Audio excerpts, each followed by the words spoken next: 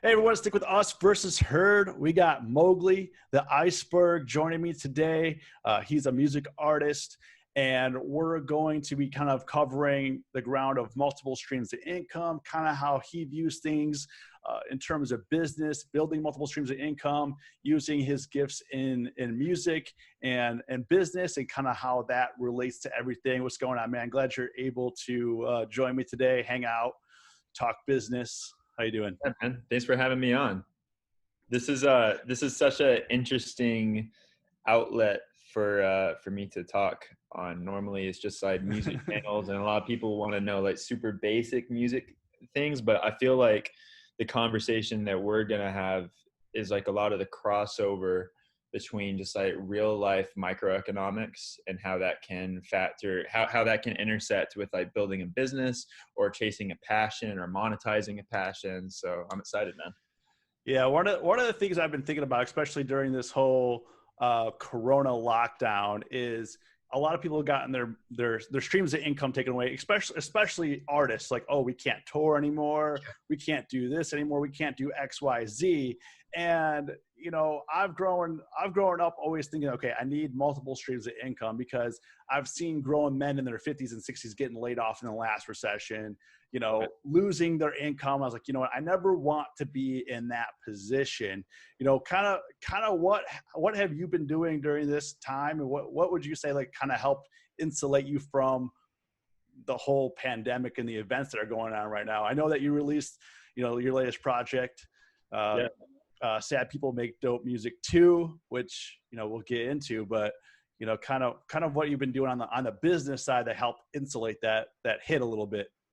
Yeah. So for me, I have, it's interesting what you said about seeing grown men losing their jobs and stuff like that. It's like there's no such thing as job security in the Hmm. at the end. You can only like create multiple layers of insulation from being just totally in destitute poverty, or whatever job that you think you have, they could the market could shift, they could be out of business.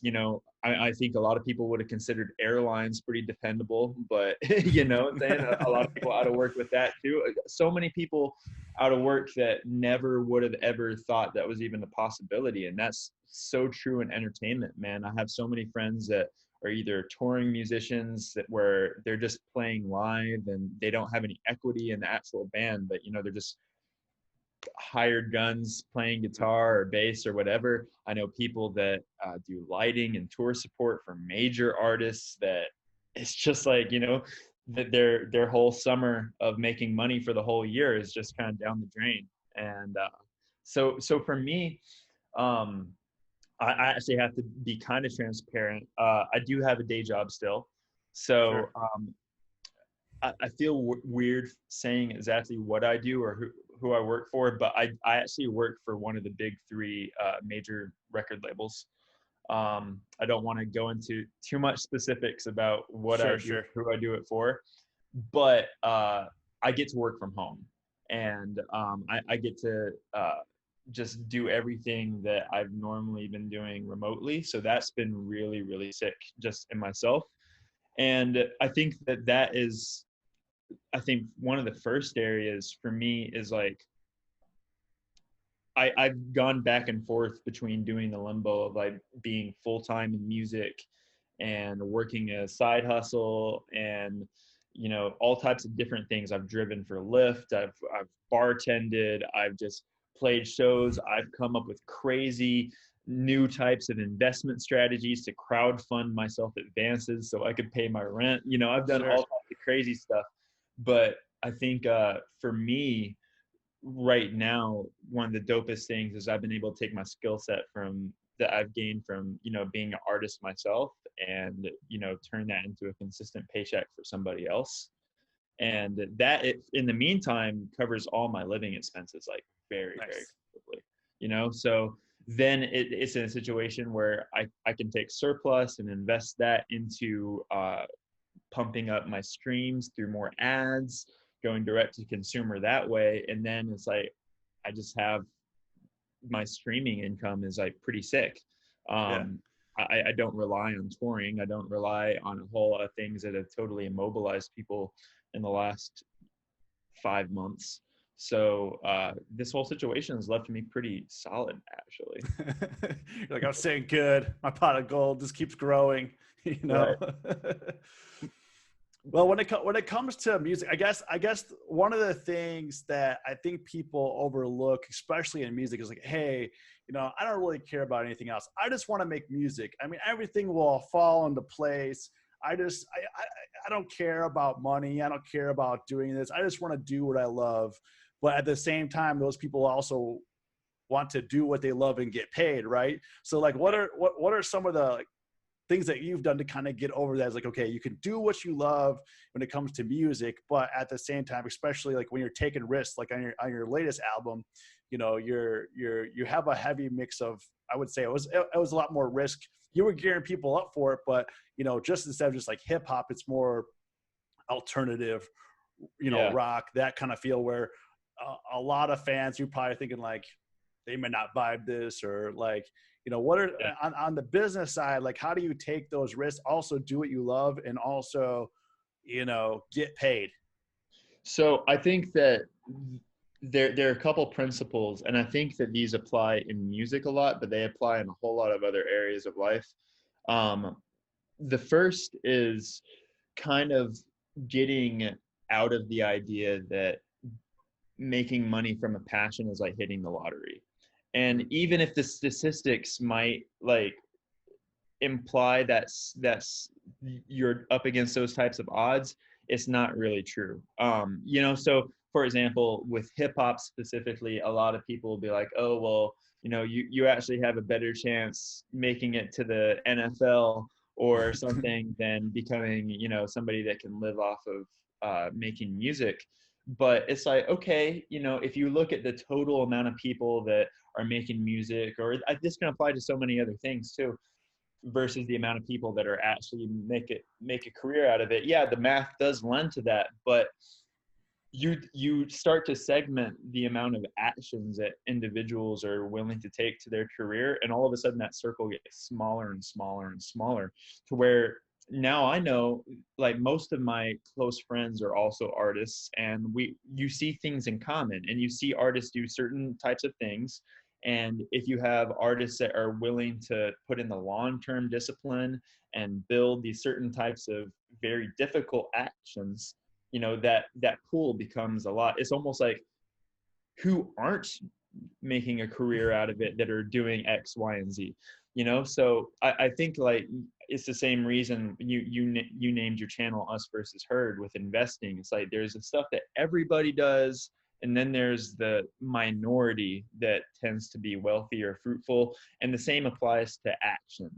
So it's like the amount of musicians that are willing to actually like write a business plan and actually have a determined goal, actually look and say like, where is my actual market, and what is the tangibility of reaching those people and actualizing that market. So all that to say too, like ownership is so important. Like, so to demonstrate that, like let's run through a couple numbers. Okay. So let's say that you're an artist and you're pulling in 200,000 streams a day. Like that's a lot of streams. That's a very small amount of people that are able to get to that point. Probably like one out of every 10,000 people that pursue music will get Wow. to a point where they're getting 200,000 streams a day. So 200,000 streams a day breaks down to, on Spotify, roughly $600 a day, right? So Mm-hmm. that's definitely enough money for like an individual to eat. I mean, that's Yeah. making way more money than most people Yeah, would that's ever make six in their figures. That's lives. what, like 350K a year, somewhere around Right. there, almost half a million. Yeah. Yep. All right. So yeah, so that would be just on Spotify alone. That would be $219,000 a year. So you're at surgeon money, and you're making rap music, whatever, right? But let's take a traditional record deal into that situation. So let's say to get to that place, I felt like I had to sign to a major record label, and now I'm giving up 85% of my equity, which is actually like pretty generous. Like most people's deals are worse than that, right? So Yeah. now right off the top, like that 219,000, that is, hold on, 219,000 is turning into,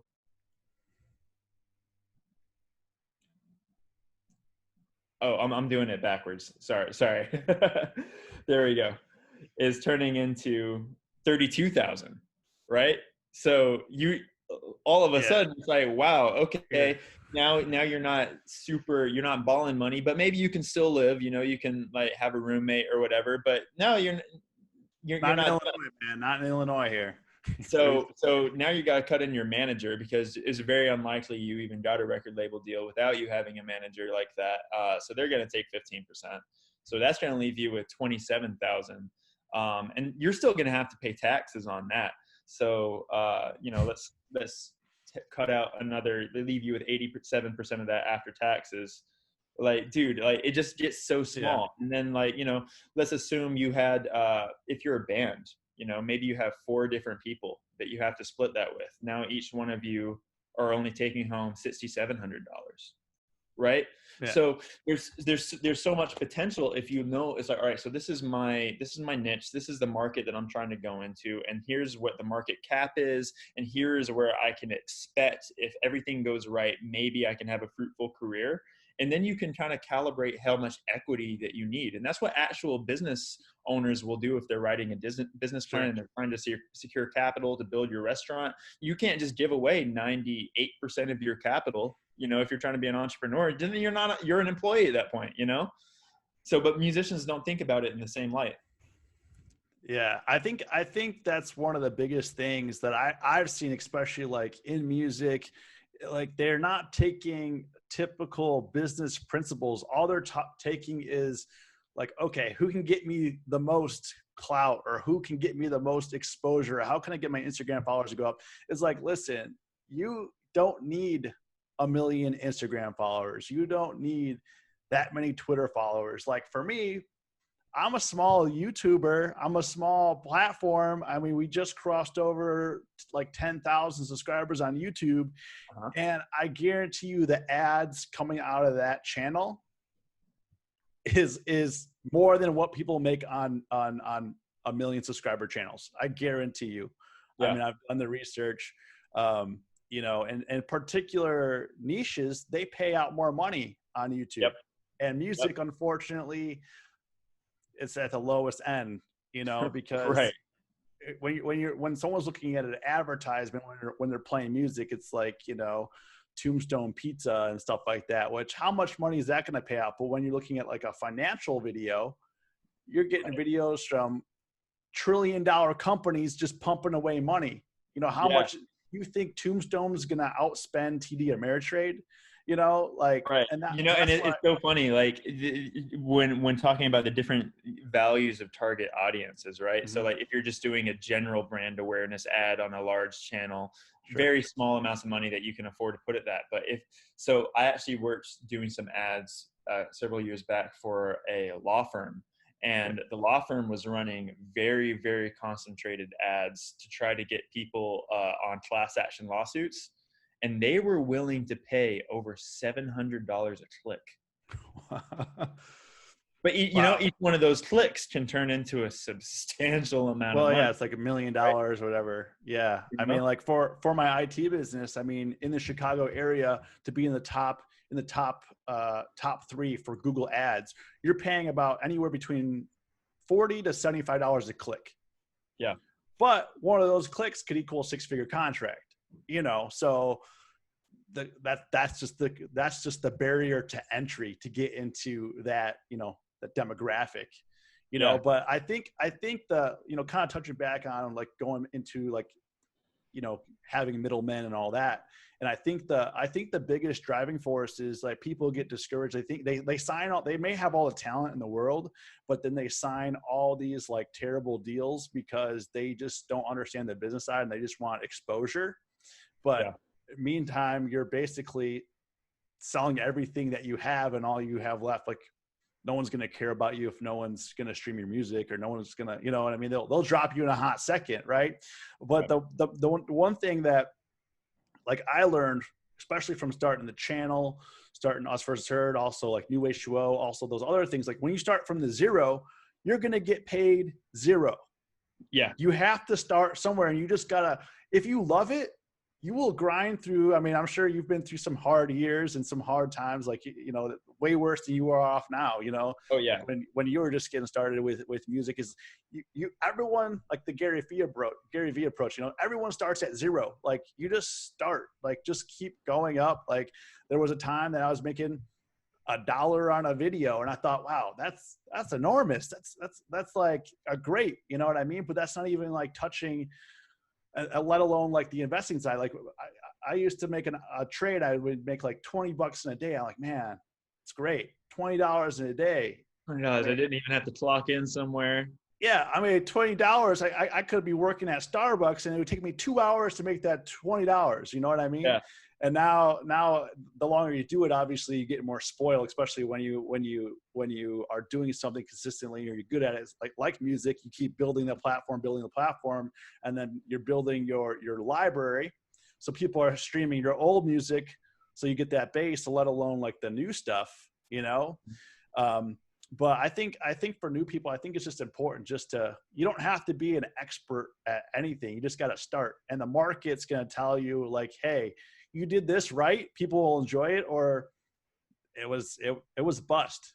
I think that, like you got to start, but like you also, I think you have to take the time to educate yourself as you, Correct. You know what I'm saying? Because like just this experience alone just doesn't cut it for a lot of things. I know a lot of people that have been making music for a long time that still do not have the slightest comprehension about supply and demand or how that factors into their career. And the result is that, you misunderstand some of these things. And I think eventually it pours into your worldview. With music is very difficult because people they don't understand that your intellectual property that you're creating, that's what we're doing. We're creating intellectual property that generates something similar to a passive revenue, but it doesn't have any inherent value. You have to bring the demand to it to give it value. Sure. Right? Like you can work on an album all your life, and if you don't convince other people that they want to listen to it, it's valueless, like in economic terms, So I don't know, man. Yeah, I agree. You got to do it. But like so much heartache and so much frustration can just be sidestepped if you take, a week to read a book. Yeah. To learn from somebody else's errors. Yeah, I just saw that the other day. Willie Nelson just published his 70th studio album. Yeah. And I was thinking to myself, okay, like I know, dude, he's up there in age, but to actually do 70 studio albums, I can't even fathom the amount of time and energy it would take to do that. And now, I mean, sure, he has a whole team and slew of people and all that, but right back in the day, I was trying to think like, what was it? What would it be like? What would it be like for an artist, especially like Willie Nelson, like without the internet, where it's like, okay, you hear something on the radio, you don't know who that is, so you ask a friend, and then if they don't mention on the radio, like back in the day, it's like, that must have been, I don't even know. Like, I think, well, it's like everything was so much harder because so if you wanted the capacity to sell 1 million records, you had to manufacture at least 3 million records, Yeah. You had to manufacture and distribute, and you had to pay the logistics costs to make sure all those physical records were in a physical location where somebody could physically buy it. And the only way you could scale up to that is with investment. And that's, so that was a traditional role of a record label, but distribution is zero marginal cost at this point, Yeah. So yeah. Cause they had to push all those out into the warehouses, get them on the trucks, and then get them in the stores. Something that, artists would say is like, oh man, I mean, like my record label just didn't believe in me. I would have sold 100K, but they only printed 25,000 copies, man. Like, but like all those excuses are just buns now, Yeah, because I mean, I used to be the type where it's like, okay, I'm gonna buy every album that I like, that I want to buy. I'll buy it. And then it came to the point where, like, as you get older and you start like moving into different places, like like I could just have all this on my iPhone. I can't lug around all this crap anymore. Like Yeah. all these CDs, all these things, like I can't lug it around. So then you have it all on your iPhone. But switching gears, in terms of, on the last few albums, your sound has definitely shifted. Your message has shifted a little bit. Taking those risks, like what was going through your mind, and like what were you thinking about? Like, people gonna like it? Did you not care people are gonna like it? You're just gonna make the music anyway? What were you thinking, like, when taking those types of risks with your business, with your music? Because it could have. I mean, I know it worked out, but it could have not. Well, so that's I think that for me, having other sources of income outside of music was able to make those decisions way less stressful. Because when I was just living off streaming, it was like things were pretty tight. I was able to pay my bills with a little bit of surplus, and that was it. And if anything went wrong, it was like red alert. I got to do something crazy. I got to come up with a new merch design and do a new merch drop so I can make a stack here or whatever. But it was incredibly stressful at that time, because it was like, wow, if people don't like this new direction, I can't pay my rent 2 months from now. So everything was incredibly dire. And because of that, I also was able to get really creative with some types of crowdfunding ways. I offered people the opportunity to invest in some of my singles on the front end. But having other just financial rods in the fire just kind of insulates me from that even more.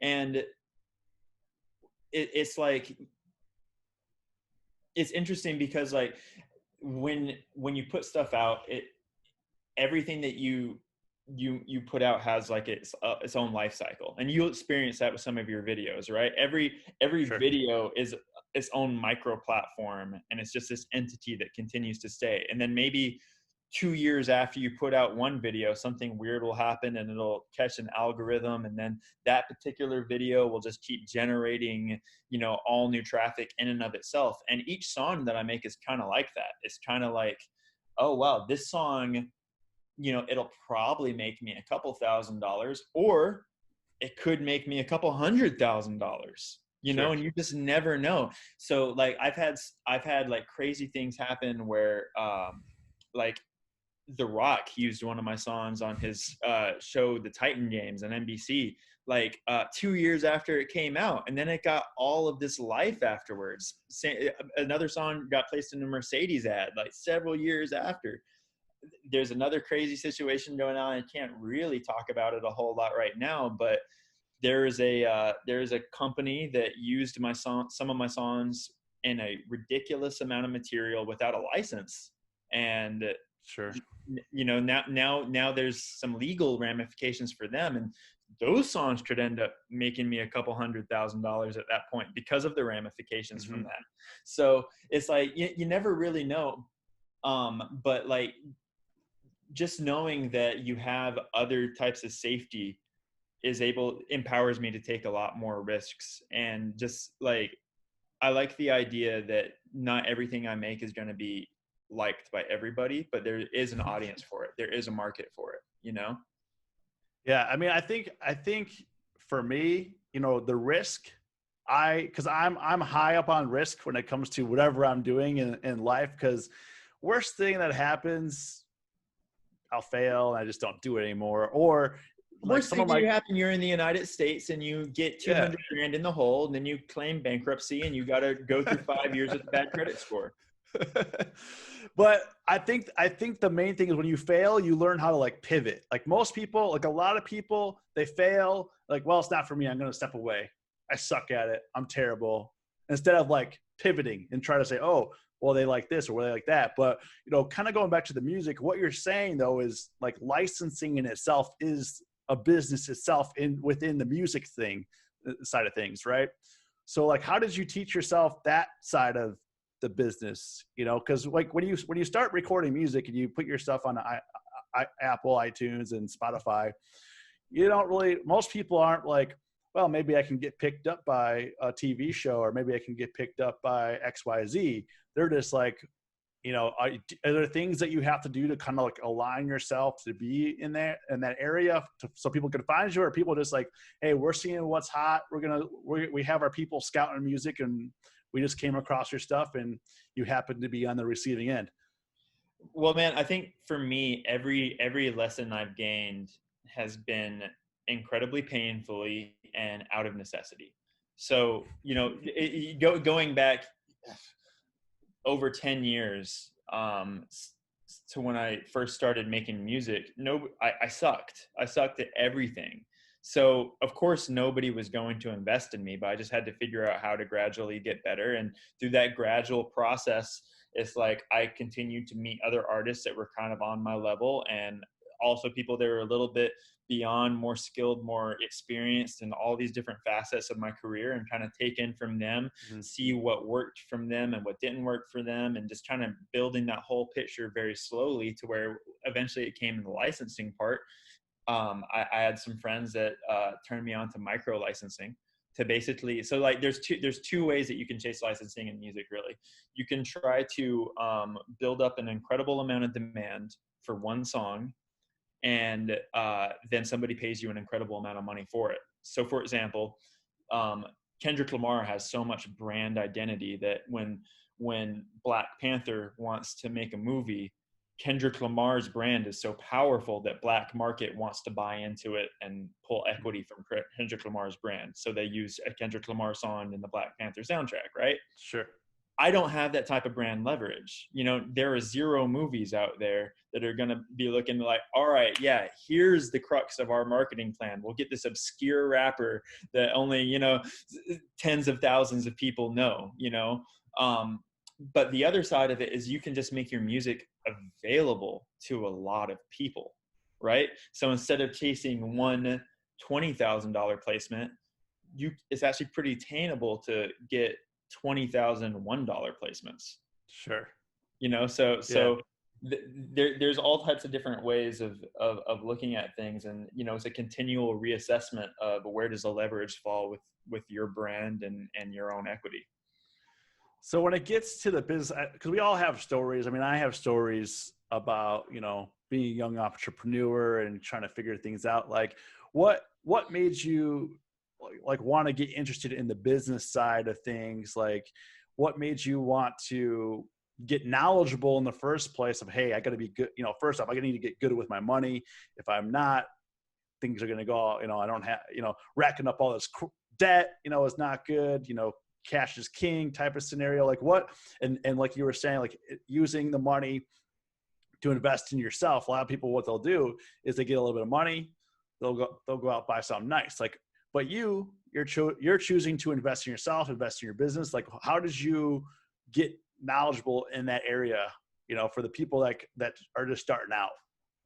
Yeah. So again, it was just through necessity. And because I think it's actually kind of a blessing that I wasn't super, super disproportionately talented when I first started, because if I just didn't know anything that was going on, and then I'm like making this incredible music, a lot of people might have seen that potential and then taken advantage of me. But because my, I guess, business acumen has also kind of scaled at a similar rate to my actual like artistic talent, everything's kind of grown into proportion a little bit better. And I've just got to learn a lot of hard lessons and a lot of just pragmatic problem solving as I've gone through it all. But so, I think something that I definitely downplayed for a long time was just basic personal finance. Just like, going into things, it's a lot harder to invest in yourself if you have credit card debt.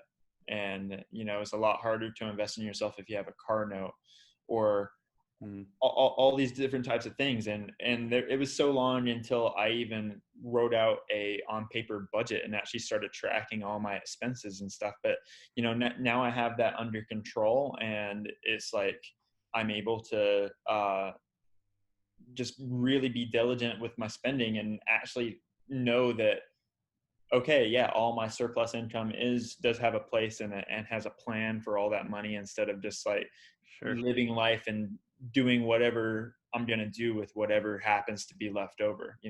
Everything is accounted for and everything has a plan. Yeah, I think the biggest thing for me is like it really does trickle down because I love my parents and everything, but the one thing that they didn't teach me was what to do with your money, whether you don't have any or if you do have some, Yeah. and it's always been like growing up was always that struggle. It's like, okay, got a little bit of money. What do I do with it? I don't know. My parents never taught me anything about the stock market. They never taught me anything about really budgeting anything out. They never taught me like, credit card debt's bad. Why? How did I figure that out? Is because I got burned. The Yeah, I'm credit making cards. these minimum payments and my balance keeps going up. I don't Yes, understand what's happening. I've been paying it for forever. It's It just should have like, been gone by now. and I think that, it's definitely generational that can trickle down to if you have kids. Like that's one thing that I want to teach my kids is like, at least give them a heads up. Like, do what you're going to do. You're going to learn from it. But here, this is some of the things that I did. I mean, obviously kids are going to make mistakes and they might just do it in spite of me. But, Totally. I think that one of the things would have been like growing up would have a parent guide you through finances and say, because I didn't have that. And it was definitely a struggle. And I got myself into some trouble in the past. I was like, okay, I guess you don't do that anymore. And then you like, well, I don't have any money, and just trying to figure that out. And like, my parents always thought that they didn't always think that, but they always thought like the stock market is a scam. A lot of people think like the stock market is a scam. Yeah. Which it can be if you allow it to be, but obviously the stock market it's an investing instrument, less like anything else. It allows you to invest in a business. But if someone in your whole life is like, oh, don't do that, it's a scam, or don't do that, it's a scam, or, you won't even give it the time of attention because like, oh yeah, my dad says a scam, must be a scam, right? But then growing up, you kind of have to, I think, as you branch out, you're like, kind of fact check your parents a little bit. Like, hey, did he, let's kind of look into this. Did he really mean that it was a scam or just part of it was a scam? And I think that's what's really helped me to kind of overcome that bridge. Cause it's like, no one taught me anything about the stock market. No one taught me, oh, if you sign a mortgage at 5%, you're actually paying 100%, over a 30-year period. If you have a 5% mortgage, which is near impossible these days with the interest rates being so low. Yeah. But let's just say you have 5% at the end of the 30-year term, you're going to be paying 100%. So if your house is 300 grand, you're going to be paying 300 grand in interest. Your house, you paid in 600 grand for that 300 grand house. Yeah. And, the stock market is the same way, where I really looked into what like compound interest is. Like a small bit adds up over time. Like kind of like you're saying, like minimum payments with the credit cards. Yes. If you're paying minimum payments, you're going to pay a small interest, but you're going to be paying the interest for the rest of your life. And that's exactly what the credit card companies want you to do. They don't want you to be like, they want you to pay them like, oh, here's $3 grand. Great. I have $3 grand of credit. But little do you know, you're going to be paying that minimum payment for the next 20 years. And that $3 grand balance is going to go down $100, Yeah. Like, yeah. horrible. Yeah, man. And like, so my parents are actually really, really responsible financially. And I was just a knucklehead. Like, it was a situation where it's like mentally, it's like, okay, yeah, I understand a budget, but it's like, no, I understand it. So I don't have to write it out. I don't have to actually track it. Oh no, I'm keeping track of it all in here. But it's like, until I didn't actually just record all my expenses for so long, Another thing that was hard for me was like, because my parents were so financially conservative in a very wise way, sometimes you do need a higher threshold for risk for certain things though, Yep. So like my parents are very Dave Ramsey, like avoid debt at all costs. But at some point it's like, okay, well, I don't have the money to buy a new computer and my computer just crashed and that computer is an economic asset for me. So, okay, maybe it does make sense to put that computer on a credit card so I can continue to do what I need to do to make more money, Yeah. Yeah. I mean, it's just, Do you have other brothers and sisters that are like really responsible, and then you were like the black sheep, oh man, he'll get it, he'll come around eventually. I don't know what he's doing. Well, I'm the oldest, so I'm a Oh, little bit okay. the trailblazer there. But I'm still figuring it out, and I'm starting to get into looking at mortgage and and stuff like that in the near term, and a lot of big life advancements of just being an adult. But yeah, man, it's Yeah, when I looked at risk, like when you were saying, like, sometimes you have to take a little risk. I mean, I think that most people don't realize is they're taking a risk. They think the college degree, and I don't have my degree. I made a decision like, okay, do I invest in a degree or do I invest in myself? Because my parents weren't giving me any money, and I realized that I could only go one way. I couldn't like go. I was at a crossroads. Like, okay, do I build a business or do I get the degree? What do I do? And obviously, I chose the business side of things. And people are willing to risk 6 figures to get a degree because they're like, oh yeah, there's right. job security, and I'll be able to go. I'll say that I have a diploma from this school and I have all this stuff, and they're putting enormous amount of risk, 5 figures, 6 figures to get this degree, which yes, it'll land you a job. And yes, if you're a lawyer and doctor, and yes, you need a degree. Like no one's going to go to a doctor that doesn't have a degree. I mean, or a lawyer that doesn't have a degree. Right. But for me, I wasn't looking to be any of those things. And I think that most people don't realize the amount of risk they're taking when they're saying, okay, yeah, I'll go to this school and I'll spend the 5 figures. I'll spend the 6 figures. Yeah. They're not going to spend when it comes to like, I've met people like they have, their degree and everything, but yeah, they won't even put $500 into the stock market. It's Right. like, so how do you expect or invest in like another business? Let's go buy. I mean, right now it's probably not a good investment to buy a restaurant or a bar or something like that, Yeah. but invest, like take $100,000, invest it into somebody else's business. Doesn't have to be the stock market. If you believe in that business, you believe in that business owner, maybe he's looking for some capital. Maybe you can, purchase a percentage of his business and make money being a silent investor and making money, passive income that way. But most people don't realize that the most risk they're taking is when they make that decision is, okay, I'll pay. Sure.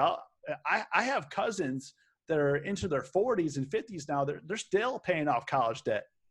Yeah. I mean, it's enormous. I mean, did you graduate? Which route did you go? Did you graduate? So I was the first in my family to graduate from a 4-year university like after high school, and um, you know that was just kind of the wave that was that's what you do, and I think up until pretty recently that was pretty traditional wisdom.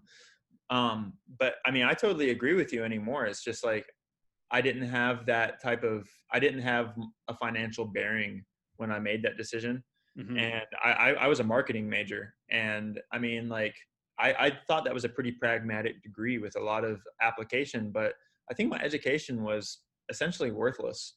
Oh, jeez. It's not paid off in terms of like any type of working in a career field or anything like that.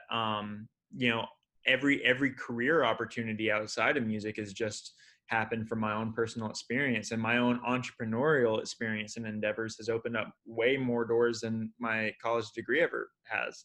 Sure. So I think we're at a generational cusp where a lot of people are questioning that mode of wisdom, a lot more. But it's so true what you're saying. And even the different types of careers or entrepreneurialism, because like if you I mean, yeah, 2020 virus, like opening a restaurant is probably not the hottest idea, but if you had a friend that decided that they were going to open a restaurant, nobody would consider that person to be like a crazy delusional dreamer. They'd be like, oh yeah, there's plenty of restaurants, people do that. Oh yeah, so you'll get a small business loan, and it might cost you $500,000 to do it. But so few artists view that, like, mm-hmm. even $10,000 of investment, you know, right out the gate can go a super, super long way in the year 2020, you know? So people just, a lot of people don't have a grasp of opportunity cost. And it's looking at college, it's like, not only, you know, if you decided not to go to college, it's like, well, you could have been making $30,000 a year for 4 years. So that's $120,000 that you could have made and invested in something else while you're living at home. Yeah. You know? Yeah. Yeah. I mean, I think a lot of people, especially a lot of, I mean, I'm going to be 35 in a few weeks. So, you know, I'm getting up there in age. So I'm not a young man anymore. I mean, considerably, like when I'm talking to like an 18-year-old or a 20-year-old. Yeah, yeah. And I think that outside of the complications and the horrendous things that have happened during this pandemic, I think that if you were on the fence about a lot of things about your life, about your career, about school, about what do you want to do, I think it opens your eyes a lot to kind of see the world from a different viewpoint, because now you're saying, oh, maybe everything is not safe. You know, maybe doing Right. this isn't safe anymore. And Yeah. wow, 40 million people got unemployed. I can't even believe that. It's like saying it out loud. Like if you said like last year, I'm like, hey man, you better hang on, because we're gonna get 40 million unemployed, and people are gonna be scrapping for food, and you're gonna, you better hang on. You'd be like, bro, you're stupid. Like, shut up. Like, what are you talking about? Yeah. You would be like, where's your tinfoil hat? Where is it at? You know what I mean? Like you would have, like, no one could have predicted that. But I think, like, especially if you're younger, you're like on the cusp of like life change. I think it gives you a great perspective and opportunity that allows you to say, hey, maybe, I mean, some colleges just shut down. Like, don't even come. Like, I don't know what to do. They're like, we don't know what to do. We'll mail And you it's your crazy because diploma. like a lot of colleges are like actually admitting the own fault in their own value proposition at that point. So it's like, because you have a lot of people that are having to just go 100% online, and they're charging the same tuition. It's like, wait a second, I could have just got this whole degree and qualification online, but I could have done that at Phoenix University for 2% of the cost. Or in some cases, they're just canceling class altogether and then just saying like, oh, well, you did 1 month of spring semester, here's your credit. So it's like, wait a second, are you tacitly admitting that this actually isn't about knowledge, and it might actually just be, a piece of paper that gives you some sort of social stratification? Yeah, well, it's a lot of business. Like, I mean, in the Chicago area, one of the premier, I'm not going to say premier, okay, but one of the most visited information technology schools was called ITT Tech. Was around for a long time. Yeah, and, I remember their and, commercials. and they went belly up. I'm like, how does a college teaching information technology in this decade go out of business? You know what I mean? Like, how do you go out of business? And I don't know what they were teaching there, because I spoke to, since I own an IT business, I spoke to their career people. I'm like, hey, maybe I can get some fresh eyes. Maybe I can get somebody. Everyone that I interviewed there was, oh, I want to go, forget this IT stuff. I want to go develop games. I want to go work for Blizzard. I want to go work for Disney. I want to do all this super high end. I'm like, but do you understand what it takes to get to that level? You don't just like, oh, I'm just going to be a lead programmer for Disney. Like, do you know how long, like what career path you need to be on? You're currently in school. You don't even have an internship. You don't have any credibility. You have no portfolio. How are you going to skip what I'm saying and just go straight to work on the next World of Warcraft? You know what I mean? Like, or the next GTA. Like a lot of people, I think obviously the world will tell them eventually what's going to happen when reality strikes. But a lot of people, I said, hey, I would offer a job to, they're like, no, I don't want it, because I'm too good for that. Even though, but I think during this pandemic, I think it's going to humble a lot of people, and I think that they're going to come down to the realization that, like, hey, you actually have to, like, this generation, you actually have to work to get anywhere. Yeah. Like, because it could easily, as you can see, it's easily got stripped away. The jobs got stripped away. I mean, we couldn't even travel. We couldn't even go outside. You know, like they took away travel, and then they said, "Oh, you can still exercise." And then they tore up my streets. They took away my sidewalks. You know, couldn't even get outside my house. Took away. So I think that this is going to be extremely. A lot of things become a lot more valuable, and a lot of things become a lot less valuable. You know, because think of the value of anything that was deemed an essential business. You know, it's like all of a sudden it's like, wow, like fast food is like a lot more insulated, you know, than who would have thought that, you know, Taco Bell would be more insulated than Delta Airlines. Yeah. You know? I'm like Spirit Airlines, you know, those kind of, yeah, it's just, I don't know.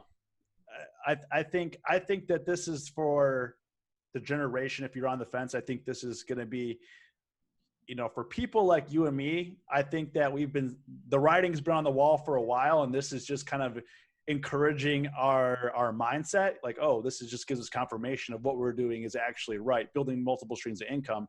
But for a lot of people, they're at home, and on July 1st, their actual unemployment benefits expired from the federal government. So they're not going to get that extra $600 a week now, which I think it's going to be really interesting to see if that expires, if that's going to push the people to get jobs. Because a lot of people, I've talked to a lot of people, like, oh yeah, no one wants to hire or get hired because they're already getting $600 a week free from the government. You know, they're getting $2,400 a month free from the government. Like, I know a lot of people that worked at coffee shops and stuff that are getting, I mean, like their employers would be like, hey, anybody that wants to come back can.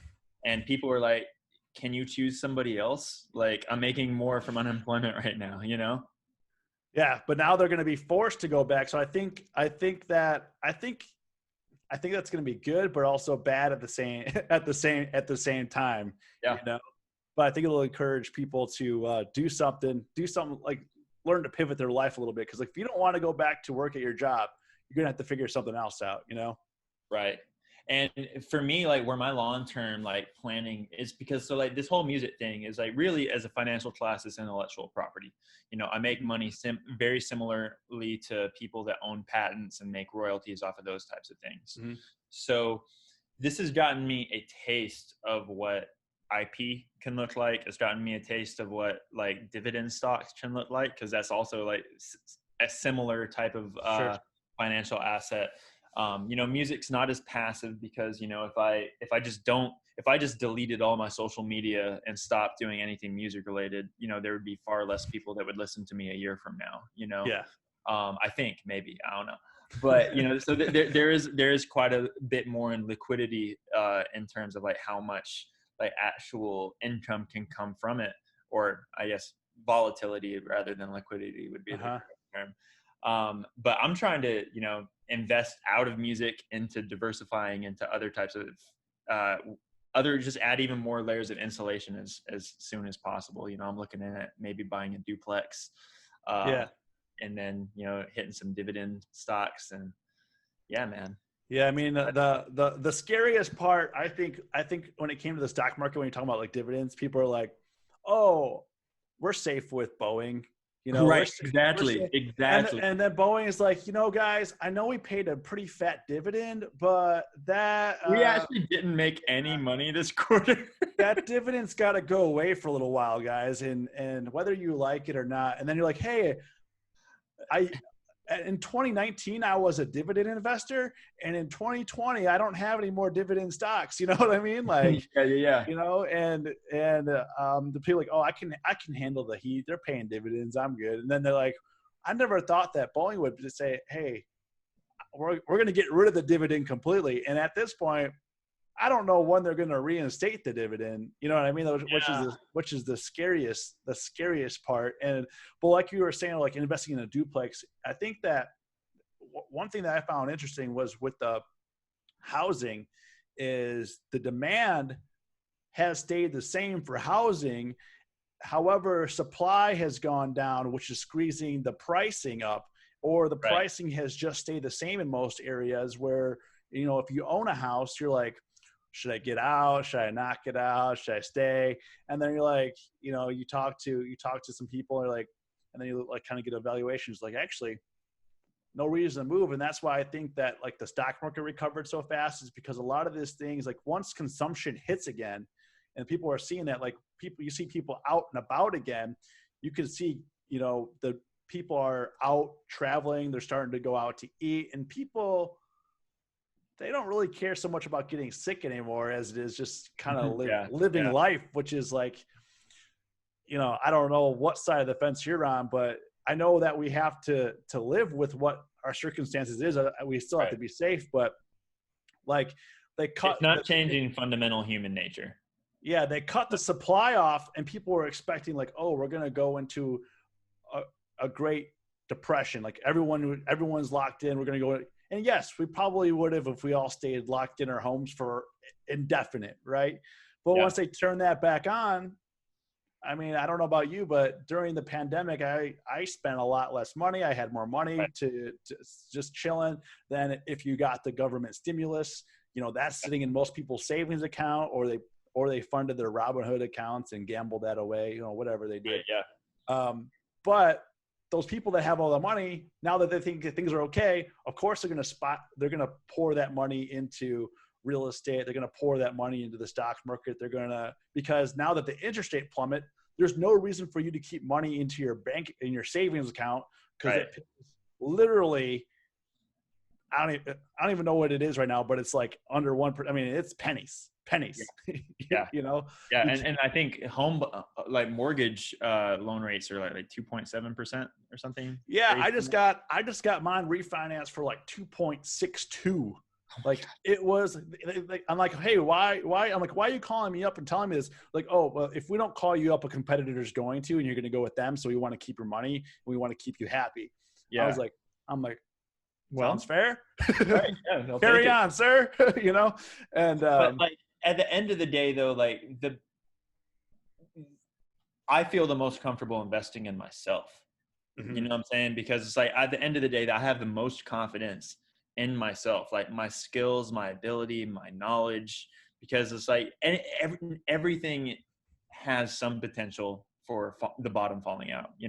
This time it didn't happen with the housing market, but who knows, man? Maybe 6 months from now, there will be some crazy ripple effects from this all, and they'll cause a real estate crash. We maybe the Fed goes too hard with trying to incentivize these super, low risk loans and stuff like that. Maybe it bites them in the butt. Maybe your job loses some private equity firm that owns that company, causes everything to go out of bottom. But like at the end of the day, nobody can take away your knowledge. yeah, Nobody can take away the skills that you have and the experience that you have. So it's like that's just primarily when I think of investing. I just think of investing in myself first and foremost. I agree. Knowledge and investing in yourself. I mean, that's the key to success, because no one's you're competing with yourself. Yeah. At the end of the day, you either choose to be lazy or you choose not to be. It's up to you what you want to do. You can lay in bed all day, or you can make something happen.